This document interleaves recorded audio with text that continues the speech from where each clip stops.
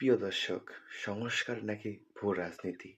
কোন পথে হাঁটতেছে ডক্টর ইউনূসের সরকার? বর্তমানে বাংলাদেশের রাজনৈতিক অঙ্গনে সবচেয়ে আলোচিত প্রশ্ন, ডক্টর ইউনূসের অন্তর্বর্তীকালীন সরকার কি ক্রমশ একটি ভূ-রাজনৈতিক সরকারে পরিণত হচ্ছে?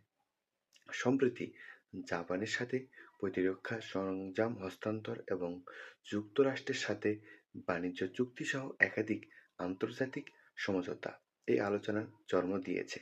বিশ্লেষকদের মতে, যেখানে একটি অন্তর্বর্তীকালীন সরকারের মূল ম্যান্ডেট হওয়ার কথা ছিল নির্বাচন, অভ্যন্তরীণ সংস্কার, যেখানে দীর্ঘমেয়াদী এবং কৌশলগত চুক্তিগুলোতে সরকারের অতি তৎপরতা ভবিষ্যৎ নির্বাচিত সরকারের নীতি নির্ধারণের ক্ষমতাকে সংকুচিত করতে পারে।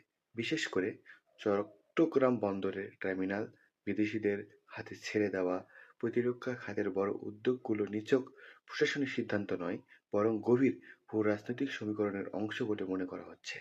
অনেক যুক্তিতে নন ডিসক্লোজার ক্লজ থাকায় জনমনে স্বচ্ছতা নিয়ে প্রশ্ন উঠেছে।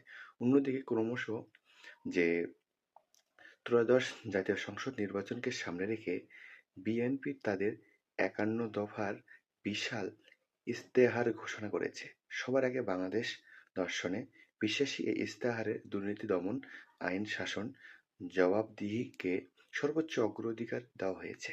তারেক রহমানের মতে, এই তিনটি স্তম্ভ মজবুত না হলে কোনো উন্নয়ন টেকসই হবে না।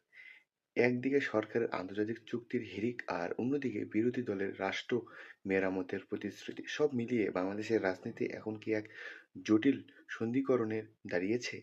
এখন দেখার বিষয়, এই ভূ-রাজনৈতিক তৎপরতা দেশের দীর্ঘমেয়াদী স্থিতিশীলতা কি প্রভাব ফেলবে?